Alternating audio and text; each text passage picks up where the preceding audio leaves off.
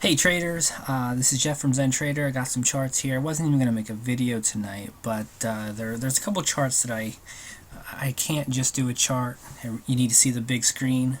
So here we are, late night video.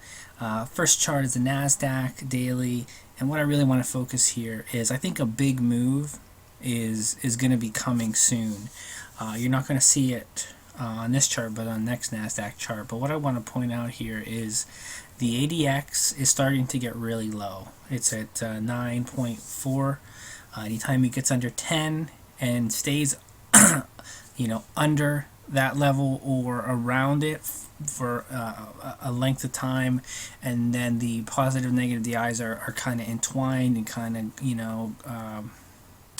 just kind of getting coiled. There's pressure building, and I think we're going to continue going up, and here's why. Is because if you come down here and you look at where we're at in relationship to the Keltner channels, you see a bullish trend. Not only is it above the middle, but they're all kind of trending up. They're all making higher highs and lower highs. So that's one chart that makes me think in the short term that we're going to have a move to the upside. And when you look at the ADX on the weekly chart of the NASDAQ, this is only 5 years, but I went back 20. I think that's as far back as stock charts goes. It's never been this low.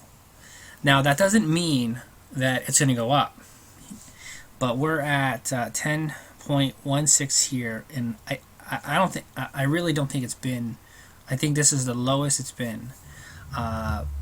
So I think a big move is going to occur. Now this is a weekly chart, so this move may not happen for 8 to 10 weeks. In fact, what's most likely going to happen is the first move. The first move is probably going to be the head fake. So what you'll be watching for is these ADXs. One of them to break out, and you want to see this ADX coil around, and ideally really start to move up into the high teens and get above the 20. For example, if it was down here, you want to see an exaggerated move by one of them, and you want to now see the ADX never came all the way down to 10. It made it down to about 18. So you want to picture this being down here, and then having a big, like this negative DI really spiked up, and it really dragged that ADX up. So one scenario is we do get an up move here, rally back, maybe new highs on the Dow, maybe go up here another 100, 150 points. So everything starts to look rosy. And there's another thing I wanted to show you. Sorry, it's really late. I just kind of put this together. Because the ATR is coming down, this is another reason that I think it's going to take a while for this ATR to come down, for the volatility to continue to be taken out of this chart. Because what you want to see, for example, here's the start of a trend, and here is a compression of the ATR, the Bollinger Bands around the ATR, and then a big explosive move.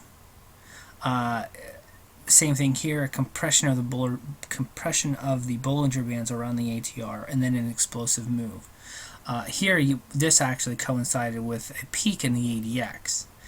It can be a peak in the ADX, or it can be a low of the ADX, which is what we're seeing here. So I want to see these compress even more. I want to see this ATR move lower. I want to see volatility continue to be taken out of